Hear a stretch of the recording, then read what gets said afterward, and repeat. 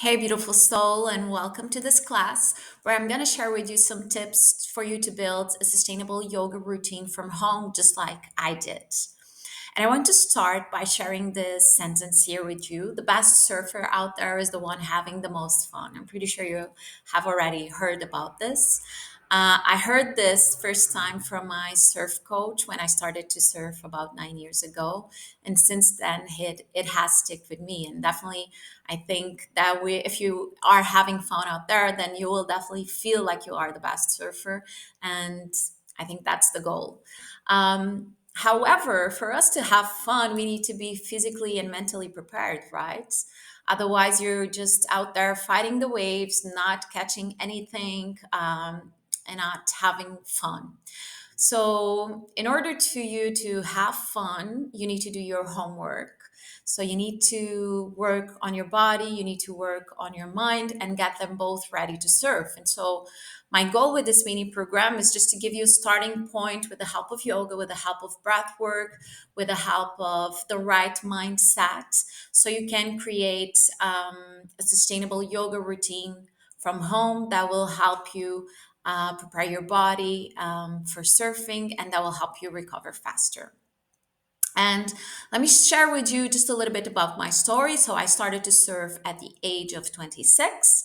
And the reason why I started to do yoga 2 years later, it's because all of my surf buddies told me that yoga may help me to gain more flexibility, to get stronger. And then I started to practicing. And guess what? It did help me. And that's the reason why I'm here today sharing this with you. Um, for me, the biggest change I noticed when I started to do yoga more regularly was that my body became stronger. So I was able to stay in the water for longer without getting tired. I was able to recover faster from every surf session. After a while, I also noticed that my paddling became stronger, even though I wasn't surfing every day, or if I was just surfing once a week, or sometimes not even once a week. I noticed that after a week without being in the ocean, once I get back, my paddling was still strong, and that's really good. And I also felt that yoga helped me with my breath control on the water, and it helped me a lot as well on controlling my mind. And we'll get into it a bit later. One thing that for me, yoga really helped me, and this thing it's very important. It's not only about the recovery time, but also not having any injury. So in my 9 years of surfing so far, I never had any heavy injuries that stopped me from going into the ocean. I had a lot of cuts, a lot of bruises, like every time, but never any injury that I couldn't keep on surfing. And I believe that yoga helped me with that because my body became very flexible. So even when I'm doing a duck dive and my body goes all the way back, it recovers super fast. Okay. Or even when I'm trying to hold the board and somehow the wave hits me and my arm does that, I can recover really fast. So I think that not only the practicing of surfing, but also being having your body ready for it will really help you recover and reduce your injuries. But enough of talking about me. Let's talk on how you can start building a consistent yoga routine to prepare your body and your mind for surf. Okay, so keep going. Okay, so first thing for you to build a sustainable yoga routine is to commit to a specific time and routine. So maybe you prefer to do yoga before surfing. Maybe you prefer to do yoga after surfing. Maybe you're not surfing right now, but you still want to get your body ready.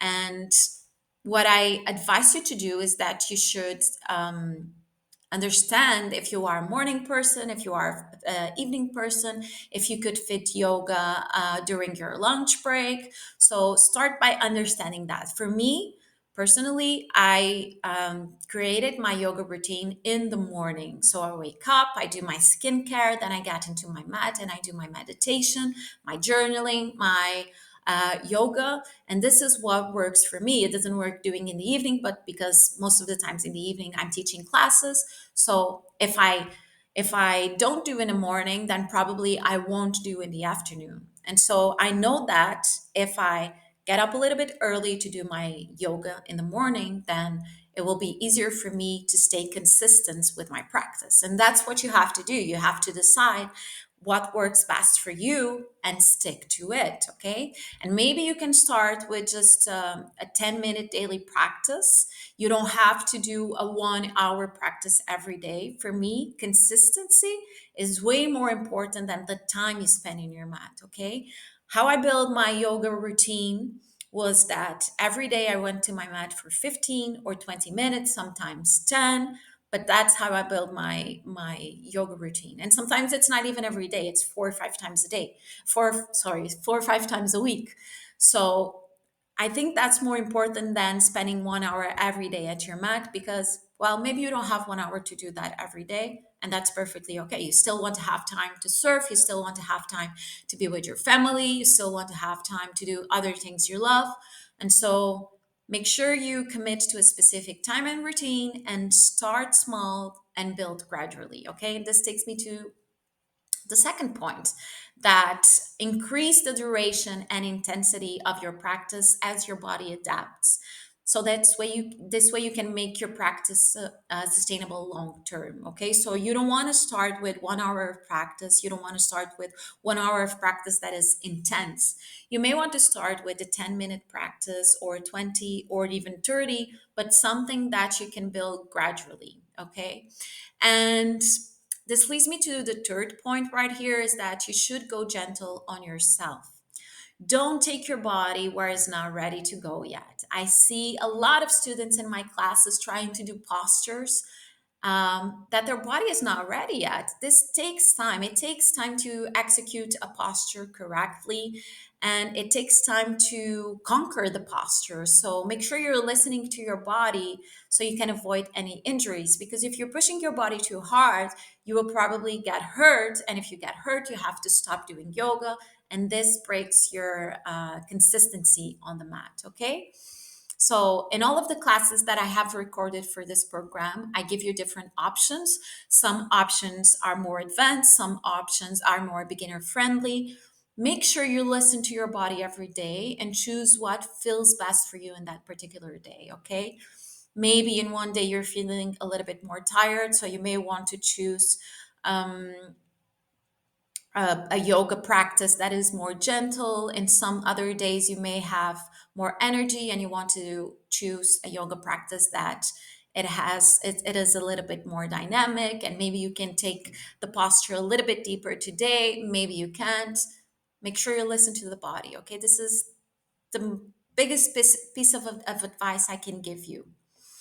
And the fourth advice I want to give you here is to track your progress in yoga. So, in the workbook that I also created for this mini program, I help you to track your progress in surfing and in yoga, so you can notice how yoga is helping you in surfing. But you can go a little bit deeper in tracking your progress in yoga. So, I remember when I started to do yoga, I was writing pretty much every day about how I felt before the yoga practice, how I felt during the yoga practice, and after the yoga practice. So sometimes I was feeling like tired, a little bit lazy. I was not super motivated to go into my mat. But then during the practice, I started to feel the energy flowing. And after the practice, I was feeling way better with much more energy. Okay, so this is how you should track your progress. And you can take this tracking a little bit deeper. So imagine that you have done the same class 50 times. Okay, this has happened to me. You have done that exactly same class 50 times. And there's a certain posture that you always have some struggle to do it. And then in the 50 time that you're doing that yoga class and that posture, something clicks and you understand how to do that posture. It's like, huh, this is how you do it. This is how you should do this posture. Okay, and this has helped as happened to me. I'm doing yoga, and then suddenly I'm doing a posture that I have tried before, but then that day something clicks. I finally understand how I should do that posture. Okay, and this is something interesting for you to write down as well, because it means you are progressing.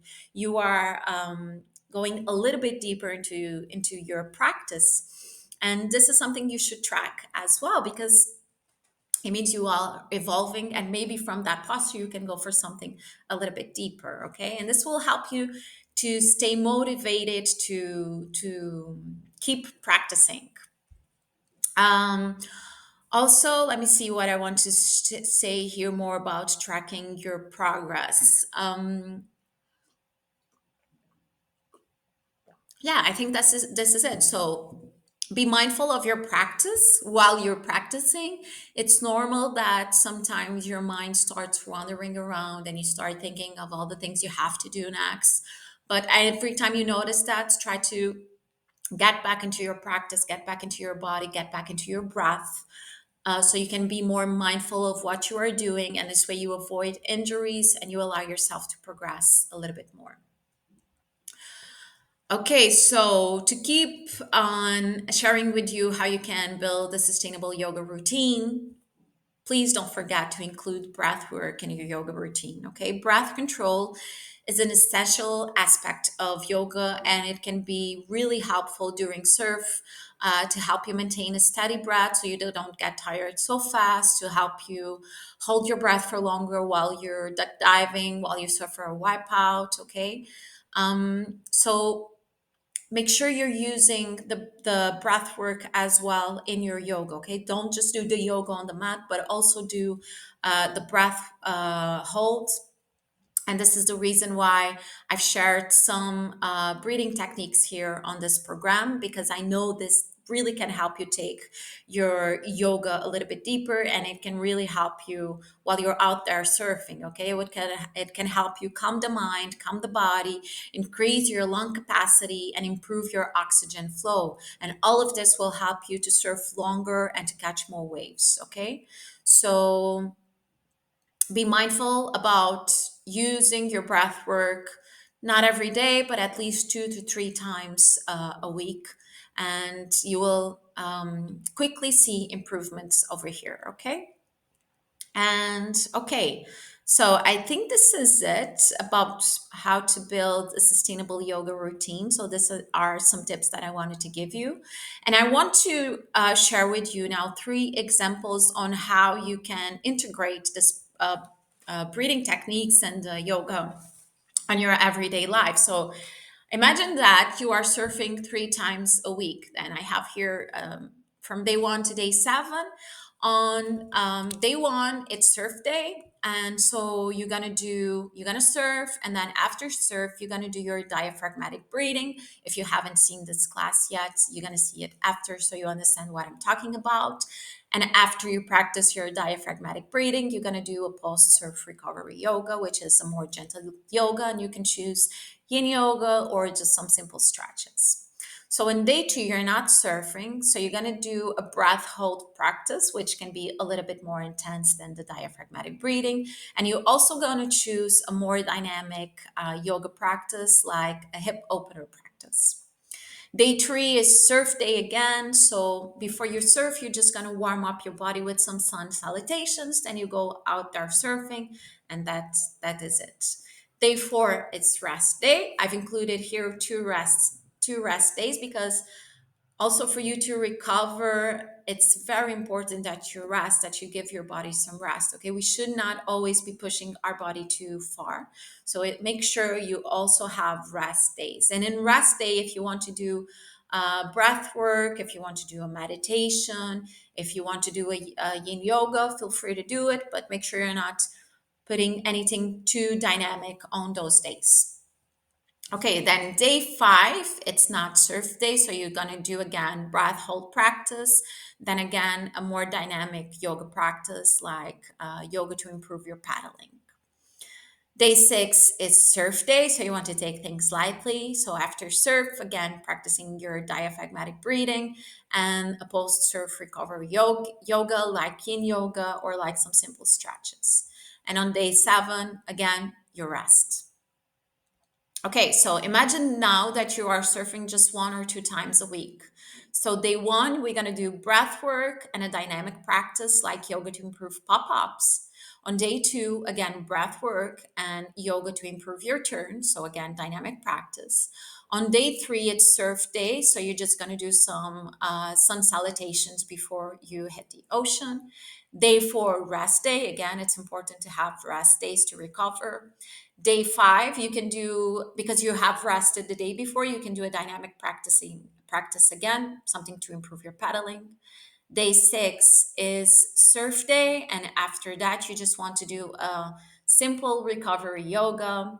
And day 7, because you have surfed the day before, maybe you just do some breath work. Okay. Of course, you can change this depending on how you feel. It's very important, again, to listen to your body, to understand what your body needs in that particular day. So, this is just an example to help you integrate yoga into your surf routine as well.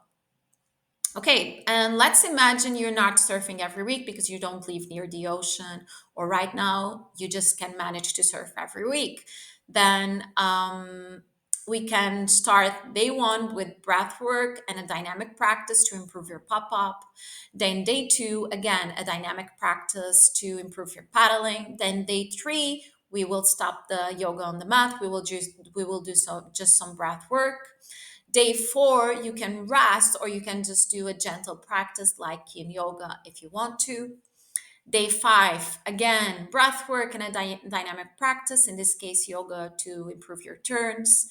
Day 6, you do breath work and just some sun salutations. You can do about 6 to 7 rounds of sun salutations, and that's enough for that day.